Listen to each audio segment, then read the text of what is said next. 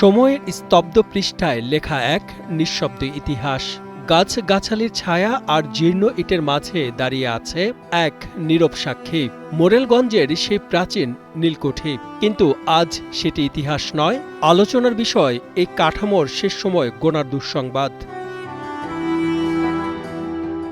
এখানে ইংরেজ সাহেবদের পায়ের ছাপ পড়েছে, জমিদারদের চাপা শ্বাস ছিল, আর কৃষকের ছিল নীরব কান্না। তবে আজ কিছুই নেই। কুঠিবাড়ি ভবনের পুরনো আমলের সেই দরজা, জানালা, গ্রিল, সিন্দুক, সিঁড়িসহ বহু মূল্যবান মালামাল ধীরে ধীরে বেহাত হয়ে গেছে। স্মৃতিস্তম্ভ থেকেও চুরি হয়ে গেছে অনেক মালামাল।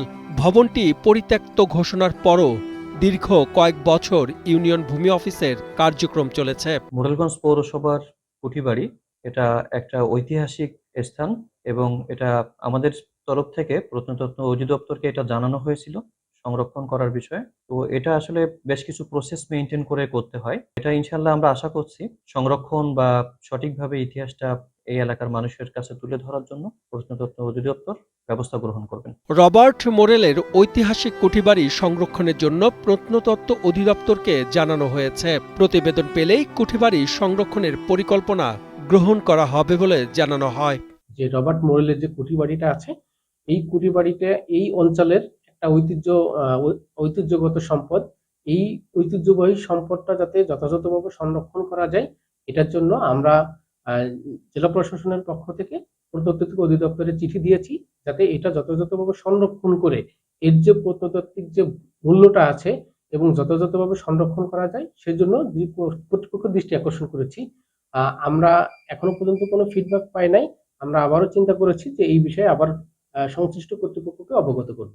বান্ডেল থাকলে প্রতি সেনমানিতে টাকা বাঁচবে।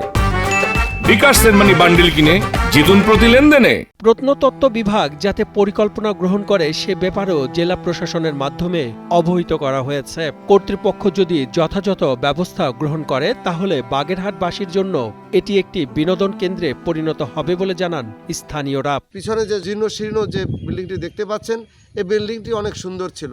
এটি একটি ঐতিহ্য বহন করত। যদিও রবার্ট মোরেলের ঐতিহ্যকে আমরা ওইভাবে মনে করি না, কিন্তু আমরা মনে করি যে একটা বিল্ডিংকে যদি সুন্দর রাখা হয় বা এই বিল্ডিংটিকে যদি প্রত্নতত্ত্ব অধিদপ্তর অধিগ্রহণ করে তাহলে এই বিল্ডিংটি সুন্দর হতে পারে এবং এই এলাকায় পর্যটন শিল্পের উন্নয়নে একটি ভালো ভূমিকা রাখে। পরতে পরতে লুকিয়ে থাকা রহিমুল্লাহ স্মৃতি বিজড়িত ঐতিহাসিক কুঠিবাড়ি আজ ধ্বংসের দ্বারপ্রান্তে উপনীত। কুঠিবাড়ি ঐতিহাসিক নিদর্শন হিসাবে প্রত্নতত্ত্ব অধিদপ্তর সংরক্ষণ করে, কিন্তু বিলম্বে হলেও জানতে পারলাম যে মোরেলগঞ্জের কুঠিবাড়ি প্রত্নতত্ত্ব অধিদপ্তর গ্রহণ করতে যাচ্ছে। এজন্য আমি তাদেরকে আন্তরিক ধন্যবাদ জানাচ্ছি। রবার্ট মোরেল ছিলেন এক অত্যাচারী শাসক।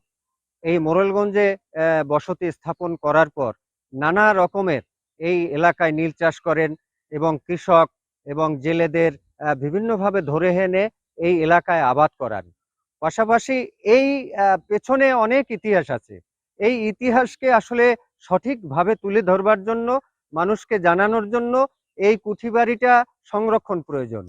আমরা এই কুঠিবাড়িটা যদি সংরক্ষণ হয় তাহলে এই কুঠিবাড়ির পেছনের যে ইতিহাসগুলো এবং এই যে বীর রহিমুল্লাহ এই রবার্ট মোরেল পরিবারের সাথে সংঘর্ষে নিহত হন, এই রহিমুল্লাহর ইতিহাসটাও জানতে পারবে।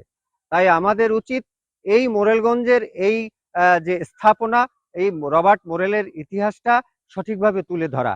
ইতিহাস থেকে জানা যায় ইংরেজ নীলকর রবার্ট মোরেল এই কুঠিবাড়িটি স্থাপন করেন এবং এর মাধ্যমে এই অঞ্চলের নীল চাষ শুরু হয়। আজ কুঠির দেয়ালে জমেছে ধুলা আর অবহেলা। প্রত্নতাত্ত্বিক গুরুত্ব থাকা সত্ত্বেও নেই কোনো সংরক্ষণের উদ্যোগ। অযত্নে, অবহেলায় ধ্বংসের পথে হাঁটছে এক প্রামাণ্য ইতিহাস। বাগেরহাট থেকে জামাল হোসেন বাপ্পার পাঠানো তথ্যচিত্রে ডেস্ক রিপোর্ট, কালের কণ্ঠ।